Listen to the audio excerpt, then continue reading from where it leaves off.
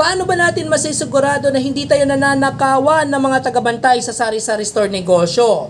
Okay, so watch until the end of the video kasi bibigyan ko kayo ng iba't ibang mga ways upang ma-make sure na hindi tayo nananakawan ng mga tagabantay. Ayaw nating naiisahan tayo di ba? Katulad ng pag-ibig mong palagi ka na lang iniisahan. Tama naman kasi yun no? So paano ba yung gagawin? Pag ikaw mismo yun ang tagabantay ng tindahan mo, okay na okay, nakokontrol mo. Pero baka meron mga situation na lumago yung tindahan mo, di ba? So kakailanganin mo na talaga ng taong magbantay nito. Sabihin natin, nagkaroon ka ng isa pang branch, di ba? At isa pa, so marami ka ng branches, di ba? So hindi na pwede yung ikaw na talaga. So kailangan mo talaga ng tagabantay. Sabihin natin naging wholesaler ka at marami ka na talagang ginagawa. You need people to help you to make sure na tumatakbo ng mabuti yung negosyo. So ano ba yung mga ways upang masigurado na hindi ka manakawan? Kasi yun talaga yung usual problem, yung ninanakawan ka ng tagabantay mo. Pag ninakawan ka na ng tagabantay mo, comment ka naman sa baba, 'di ba? So yung number one is mag-invest ka sa technology.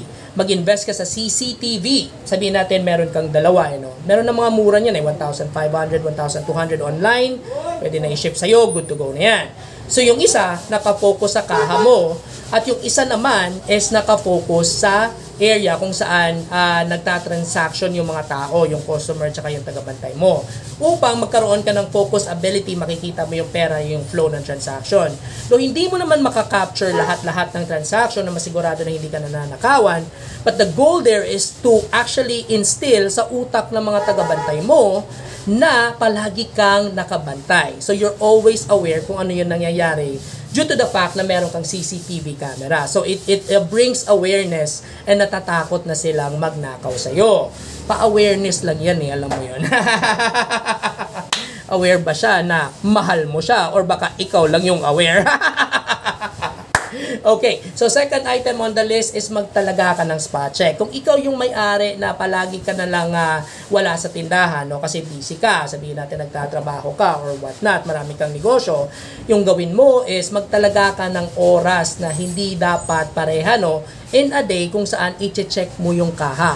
Yung tawag dyan sa mga retail stores na mga malalaki is spot check. Yes, so iba-ibahin mo yung oras, sabihin mo in the morning, gagawin mo 7 a.m.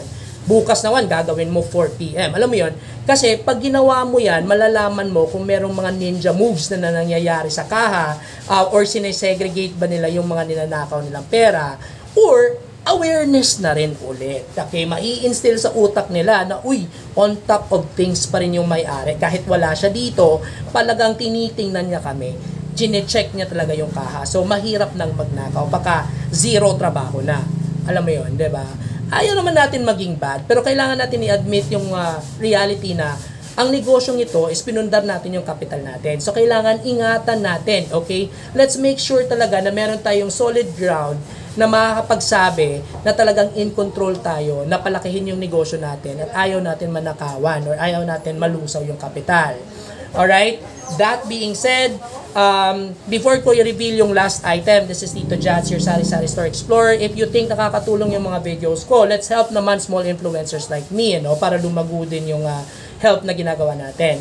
Paki-like or paki-smash ng heart button or yung like button. Paki-comment sa baba if agree kayo or disagree kayo sa mga tips na binibigay ko today about tagabantay. And also at the same time, paki-share ng video or paki-favorites na rin.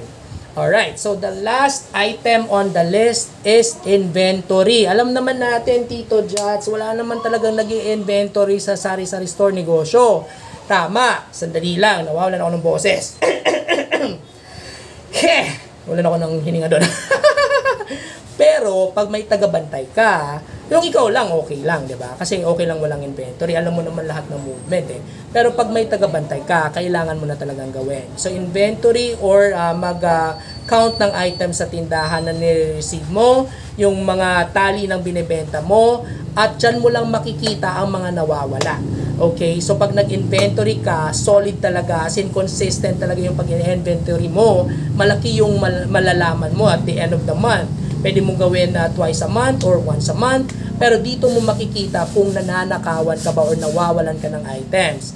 And it would actually show sa results, 'di ba, ng report na 'yan if consistently ninanakawan ka. then alam mo na yung dapat mong gawin.